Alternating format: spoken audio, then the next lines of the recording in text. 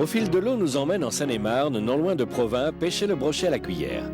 Il existe à ce jour 3 types de cuillères. La cuillère à double palette, la cuillère tournante et la cuillère ondulante. Philippe et Papy vont nous expliquer toutes ces techniques de pêche.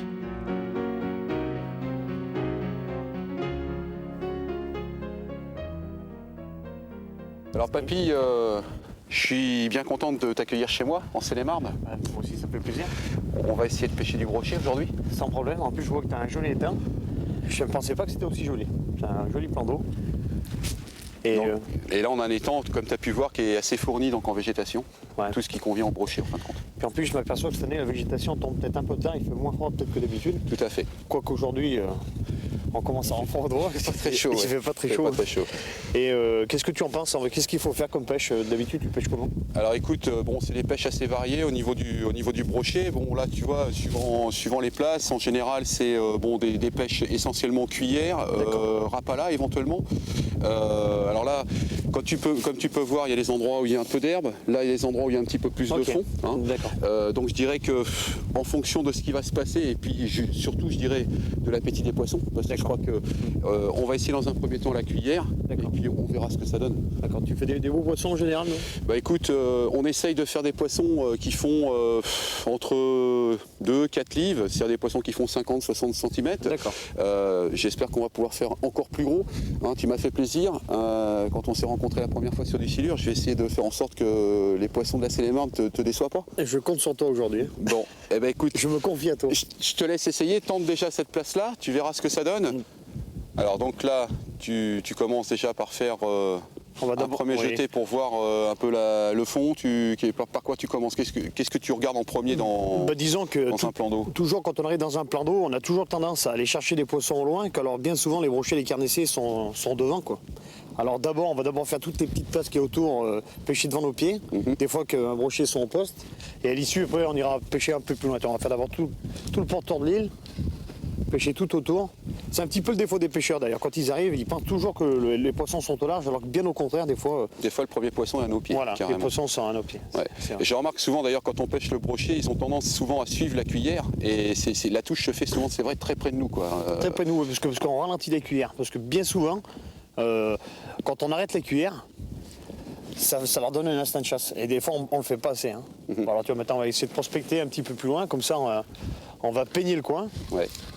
Alors quand tu dis peigner, ça veut dire qu'on va petit à petit travailler donc d'une surface à l'autre, c'est ça, voilà. hein, puisque là tu as commencé d'abord sur le côté, et là tu vas aller chercher un petit peu plus loin. Voilà.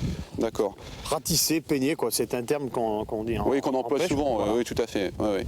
Et donc là c'est pareil au niveau de la profondeur. Là j'ai regardé les premières fois, tu l'as pas laissé descendre complètement la cuillère, tu as plutôt cherché à mi-haut, c'est ça. Voilà. Hein. Donc ça c'est pareil parce que souvent les pêcheurs vont chercher, d'après les échos que j'ai au niveau des pêcheurs de brochet, ils vont souvent chercher au fond au départ et puis ils risquent d'effrayer un poisson qui lui se trouve entre deux eaux. Hein, Exactement. C'est le même système que je te disais un petit peu pour la bordure. Là. Hop là. Et ben voilà. Et ben, décroché. Dommage. T'avais fait une belle touche là. Ah, une belle touche. C'était un poisson une jolie qui était, attaque. Je sais pas s'il va remordre, là on vient de le toucher. Ouais. Mais une jolie attaque. Alors est-ce que les brochets, voilà, justement comme ça, quand on a une touche, est-ce que moi ça m'est arrivé des fois de décrocher une fois, 2 fois, puis d'arriver à le prendre quand même une 3e fois?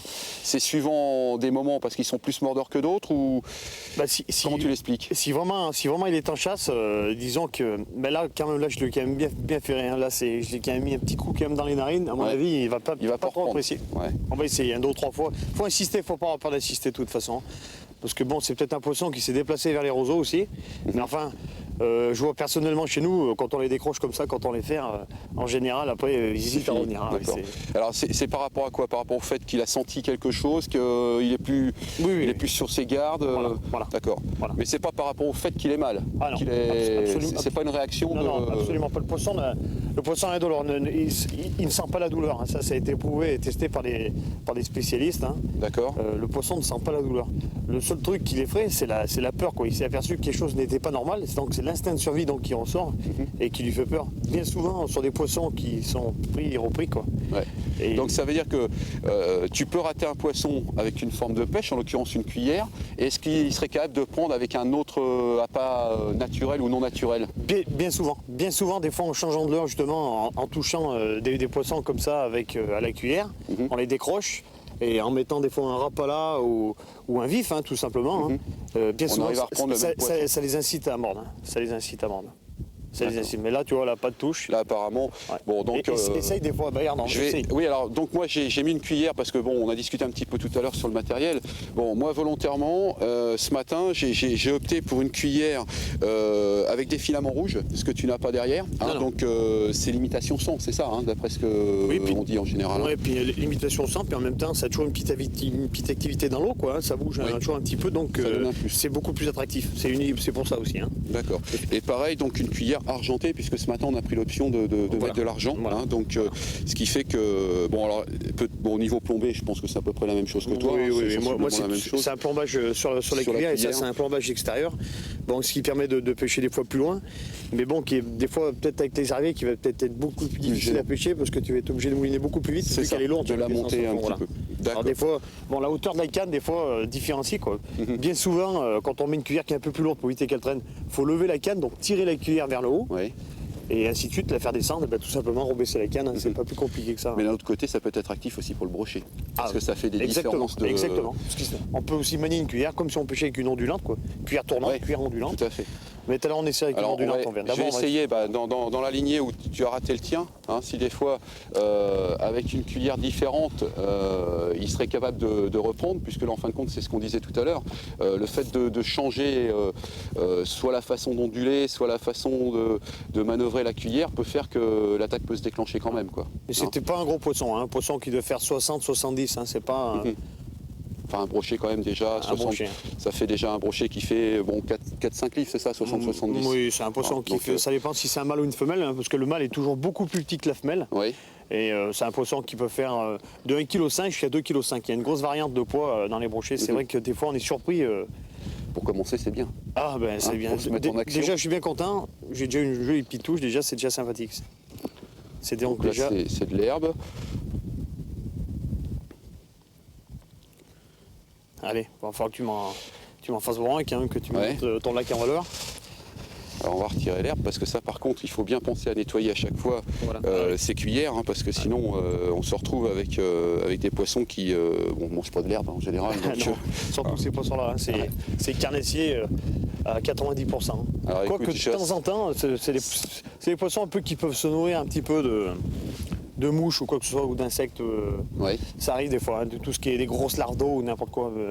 La preuve en est que maintenant, bien souvent, dans des lacs comme ça, où il y a une grosse densité de brochets, il y a des pêcheurs qui pêchent à la mouche, mais pas la mouche, hein, on met des streamers, quoi, et qui imitent plus quand même une mouche qu'un leurre, quand même. Hein. D'accord. Alors donc, c'est quand même une petite preuve déjà que le poisson ne se nourrit pas, mais enfin, il faut quand même qu'il y ait une grosse quantité de brochets pour qu'il commence à prendre un petit peu des insectes comme ça. Ça veut dire qu'ils sont un petit peu en pénurie d'alimentation, et ils se jettent un petit peu sur n'importe quoi.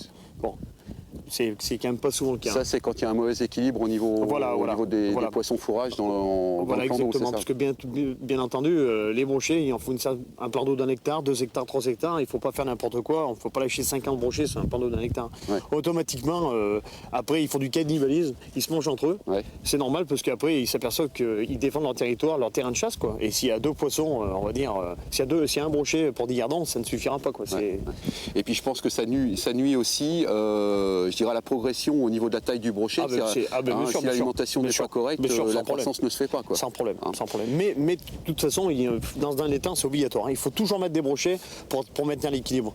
C'est un poisson nettoyeur. C'est un poisson nettoyeur. De toute façon, c'est un poisson qui est relativement feignant. Il prend d'abord les poissons les plus faibles, et après, donc, et ainsi de suite, et ainsi de suite. Donc, ça fait toute une chaîne qui se fait, que si des fois on met pas de carnassier ou n'importe quoi, une grosse densité de gardons fait que des fois, après, une maladie se met, et tout l'étang après est foutu.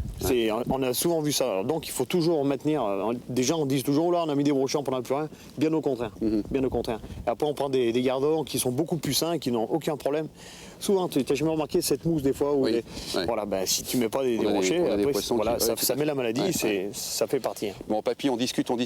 Si on avait prospecté l'autre bout de l'île, qu'est-ce que tu en penses? Parce que celui-là, bon, maintenant, a priori, il est raté. Il veut plus mordre. Il a peut-être un cousin. Mais on n'a peut-être pas dit notre dernier mot. On viendra tout à l'heure. Tout à à fait. Allez, Bon. avançons par là, je pense te qu'on laisse va pouvoir passer. Je pense que là-bas, de l'autre côté, il peut y avoir des endroits qui peuvent être aussi intéressants. Alors c'est vrai qu'en ce moment on a un peu une végétation, comme tu disais, qui n'est pas complètement, je dirais, tombée avec l'hiver. Hein. Alors on va essayer de ne pas faire trop de bruit parce que, comme tu disais tout à l'heure, si on en avait un complètement à nos pieds, Voilà. ce qu'il faut c'est pas l'effrayer dès le départ. Alors, on va essayer de retirer les roseaux du mieux possible, hein, sans tout retirer parce que c'est nécessaire aussi à la vie du poisson, hein, pour se cacher. Il ne faut pas oublier que Hein. c'est d'abord leur habitat. C'est d'abord leur habitat et puis on va essayer de faire en sorte de pouvoir pêcher à l'intérieur là. Oh, moi, pour moi, ça va bien aller. Ça va bien. Hop là, pardon. On ouvre le pick-up, ça sera plus facile pour lancer, voilà.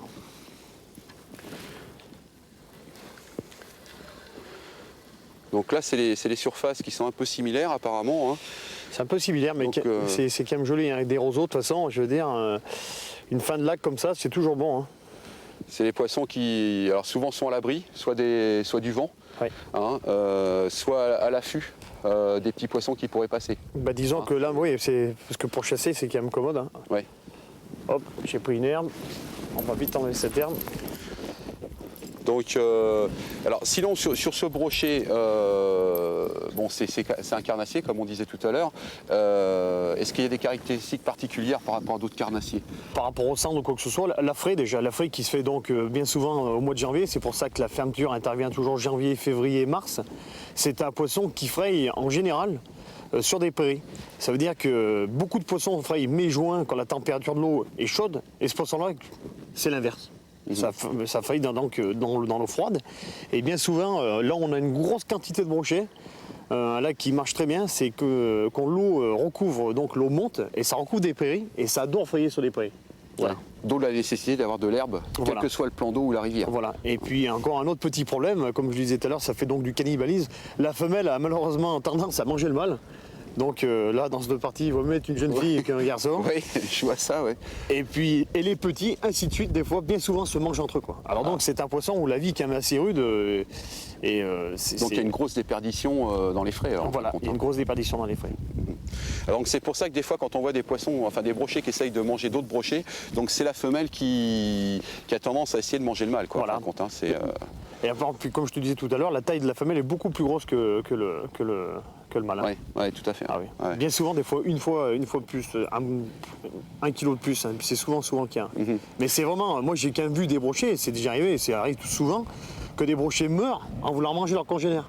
Tellement c'est gros, oui. ils arrivent à. Ah oui, oui. Ils n'arrivent pas à pouvoir Ils n'arrivent pas à l'avaler, engamer, donc, quoi. Ils n'arrivent pas à engamer la proie qu'ils ont prise, c'est-à-dire un brochet. Et ils finissent par s'étouffer, quoi. Ils arrivent à s'étouffer, bien sûr, ils en Ouais. meurent. Ah, bon. Mais apparemment c'est similaire chez le cendre. Hein. Le cendre de la femelle est aussi un petit peu plus grosse en général que le mâle. Hein.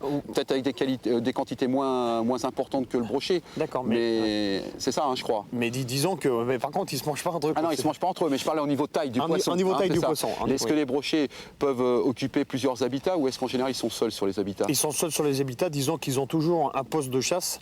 Bien souvent, quand on a manqué un joli brochet à un endroit, voire une semaine, 15 jours après, on retourne au même endroit. Et ils souvent, sont à nouveau là. on a souvent des anciens justement qu'on essaye de les faire parler un petit peu. Vous savez que tu l'as manqué, j'ai manqué un gros Voilà. brochet. Ouais. Là où ils nous disent d'aller, il faut jamais y aller parce que c'est jamais l'endroit. Mais bon, c'est de bonne guerre, c'est normal. hein. Oui, bah, je crois qu'un pêcheur donne jamais trop ses emplacements favoris Voilà. parce que sinon. Voilà, exactement. C'est de Et bonne guerre. alors là, donc, les brochets, comme tu disais, souvent on les rate. Les gros, c'est des problèmes de casse. Les trois quarts du temps, je suppose, ils ont des habitats Voilà. bien particuliers, comme tu disais, mais souvent encombrés. Et ce qui fait que si c'est pas les dents qui cassent, souvent ils arrivent à emmener le fil des fois dans des choses qui gênent au fond, ou c'est essentiellement des casses liées aux dents. Ah ben non, c'est bien souvent parce qu'ils sont dans des endroits qui sont relativement sales, sous des troncs d'arbres. C'est ça. Parce que bon, c'est un poisson qu'il faut éviter de les chercher, bien entendu, sur des plages, ils ne sont pas. Hein. Ça se tient toujours dans des endroits, des gros troncs d'arbres, des arbres qui sont couchés donc dans l'eau, ils se tiennent toujours dessous. Et alors là, là où vous passez devant, le gros problème du brochet, c'est que ça mange pas, ça n'a pas une alimentation qui est fixe, quoi. C'est un poisson que pendant 15 jours, aussi bien on ne verra pas, il ne sera pas en activité. Et si bien en une journée, il va falloir qu'il mange et tout, il va se mettre en activité. Parce que bon, bien souvent, pendant l'hiver, il ne faut pas oublier que l'alimentation l'hiver, un poisson, quand il ingère un poisson, le temps qu'il ingurgite, ça prend beaucoup plus de temps parce que lui, il fait plus froid, quoi. Ouais. Alors il va sortir et chasser Des fois avec un chargement de temps, des fois ça le fait et ça les met en chasse. Des fois on a vu une frénésie du brochet pendant une journée, on les voit, ils chassent, on en prend, on s'amuse. Ils chassent sans arrêt. Ils chassent sans arrêt. Le lendemain, tu reviens au même endroit, il n'y a voilà, pas rien. Voilà, et il ne faut pas oublier qu'il y a quand même une grosse tendance du brochet, il ne faut pas avoir peur d'insister. Parce qu'il y a malheureusement beaucoup de parties de pêche des fois où on ne fait rien du tout. Ouais. Et des fois pour réussir, des fois pendant 2 ou 3 jours. Donc, alors que la population est présente. Et la population est présente, beaucoup de patience. Ouais. Et puis bon, je veux dire maintenant, toi je ne sais pas comment tu fais dans ton lac, mais enfin chez nous, on aime bien prendre un brochet, on s'amuse et après c'est pour ça qu'on pêche beaucoup la cuillère au rapala ou au manier. Après pour remettre un petit peu des poissons à l'eau. On est d'accord. Voilà, pour se faire plaisir. Enfin, je ne sais pas comment tu... On est d'accord. Aujourd'hui on prend un de temps en temps pour se dire on va cuisiner ce poisson parce qu'on en a nécessité ou on a des invités, comme c'est le cas, puisque j'espère que ce soir on en ramènera un pour le cuisiner. On l'a promis. On l'a promis. Mais c'est vrai que les 3/4 du temps, si on veut qu'il y ait cet équilibre au niveau des rivières ou des étangs, le but c'est de relâcher quand même le poisson pratiquement tout le temps. Exactement. Et en plus, d'autant plus que des fois il y a des poissons qu'on a lâchés, moi je vois sur des étangs, des poissons qui faisaient entre 3 et 5 kilos. Et on sait qu'ils sont toujours là et ça fait 4-5 ans après, on les a toujours pas retouchés, on les a vus chasser. Et là maintenant on ne sait pas exactement, parce que bien souvent, je ne sais pas comment tu fais, nous on les mesure, on les pèse, on les remet à l'eau, qu'on fait bien attention de ne pas se mouiller les mains, de ne pas leur enlever le mucus qu'ils ont. Donc on se mouille bien les mains, on fait bien attention. Pour ça, surtout on les prend pas derrière les ouïes pour pas éviter. On les abîme pas. Voilà, on les prend toujours bien par-dessus, bien comme il faut, bien à plat, on les pèse. Et on essaye de suivre justement par rapport d'un étang à un autre la grosseur qu'ils font suivant les années. La continuité. C'est intéressant. C'est intéressant. De temps en temps, justement, quand on injecte des fois du poisson blanc, tout ce qui est des gardons, des tanches, des petits carpeaux, quoi. Et bien souvent, des poissons, des étangs coréens, on poissonne, on prend beaucoup des plus gros spécimens. Donc, on sent qu'il y a une différence. On sent que le garde-manger, quand il est présent, on fait des beaux poissons. Bon, papy, on fait quoi là? La cuillère, apparemment, il faut peut-être qu'on change une autre cuillère, une autre couleur ou une autre forme, parce qu'apparemment, t'as pas réussi. On va peut-être essayer une ondulante, non? Pourquoi pas? Je te fais confiance. On va rester dans les cuillères, on va essayer donc, des ondulantes, tu as ce qu'il faut ou j'en ai aussi là? J'en ai une j'ai vu tout à l'heure tu m'as fait une qui me plaisait bien, je vais l'essayer. Alors attends, je vais aller la chercher puisque j'ai laissé la moitié des boîtes là-bas. Donc j'ai une bleue, une blanche, qu'est-ce que tu préfères? On reste dans la couleur argentée? Ce qu'on peut faire, c'est essayer de retourner peut-être à l'ondulante là-bas, t'as raison. Oui, tout à fait, parce qu'en fin de compte, on va peut-être pouvoir retenter celui qu'on a raté. On va passer de l'autre côté.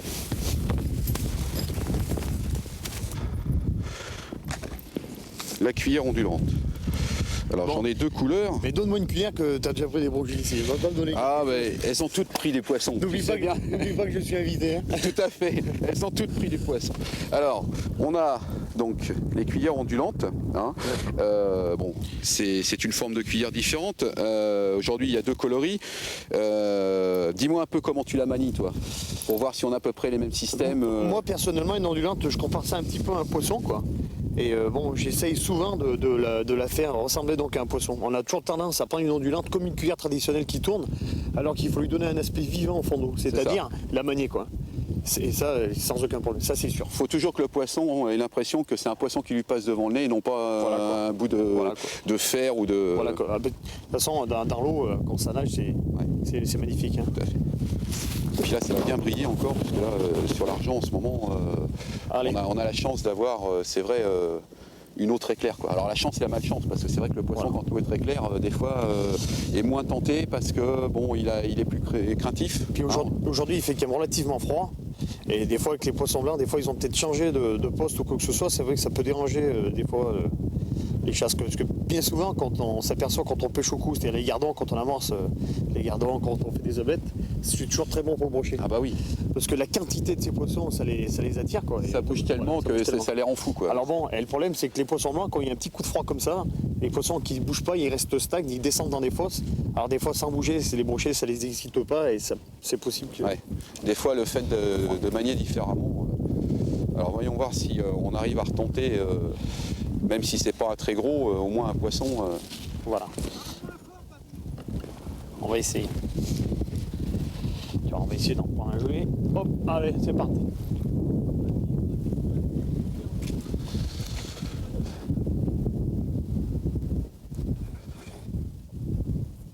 Alors écoute, celle-là a déjà pris du brochet.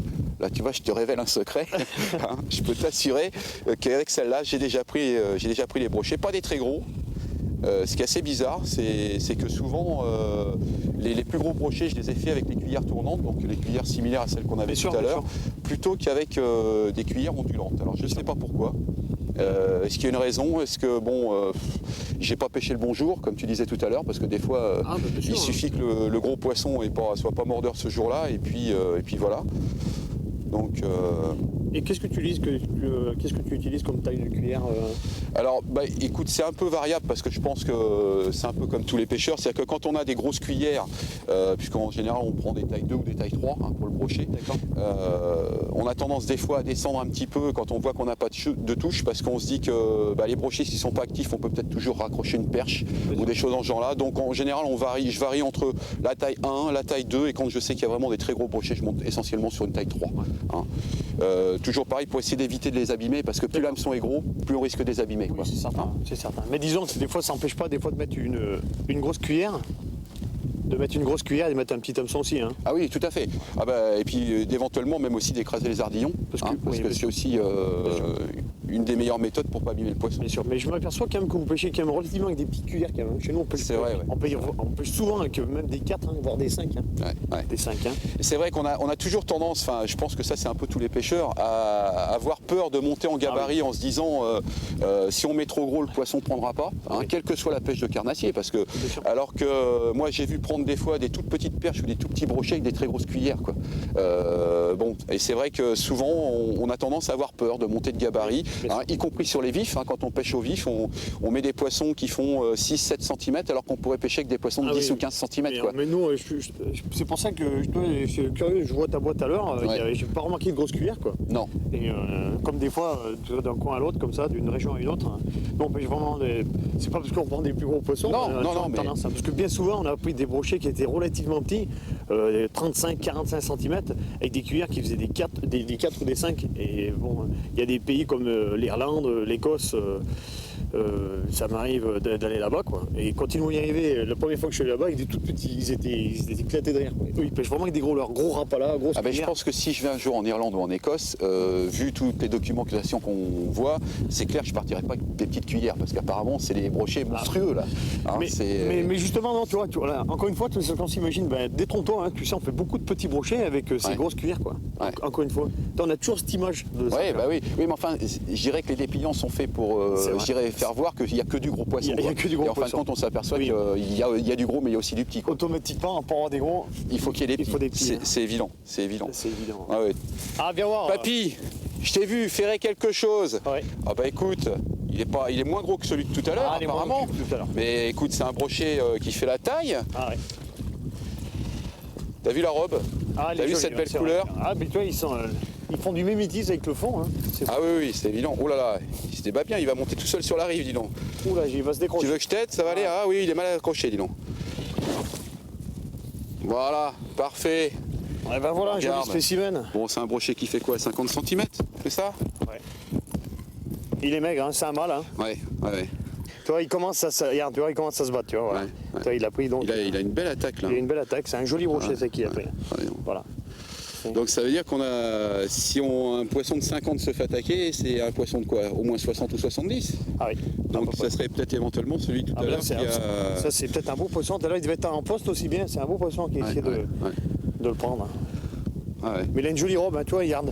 Pareil que le fond. La couleur du fond. L'avantage d'un brochet, c'est que toi, ça fait du mimétisme avec le fond. Il y a des moments, il peut être clair, noir, foncé, plus rayé. Et là, tu vois, regarde, identiquement pareil que le fond. Bon, on remet à l'eau. On le remet à l'eau. On va voir si on peut en prendre un plus gros. Alors toujours pareil, délicatement, on le tient pour le... Oh là là, celui-là, il n'y a pas de problème. Il s'est pas fait attendre pour partir. Bon, écoute, alors maintenant qu'on a pris celui que... Alors c'est pas celui que tu as raté tout à l'heure, mais bon, un de ceux que tu avais raté tout à l'heure, je pense que ce serait peut-être bien qu'on refasse l'autre pointe là. Parce que tout à l'heure on n'a pas eu de touche, mais je sais pas, pourquoi il y en aurait d'un côté de la pointe et pas de l'autre côté de la pointe, ça m'étonne. Je pense qu'il faut peut-être qu'on retourne faire un tour, qu'on insiste un peu. Parce que tu vois, c'est depuis qu'on a insisté qu'on a réussi à prendre un poisson. Philippe, à ton tour, c'est à toi. Allez, fais-moi voir. On y va, on retourne là-bas. Alors tiens, par contre, il ne faudra pas oublier notre cuillère qu'on a mis là.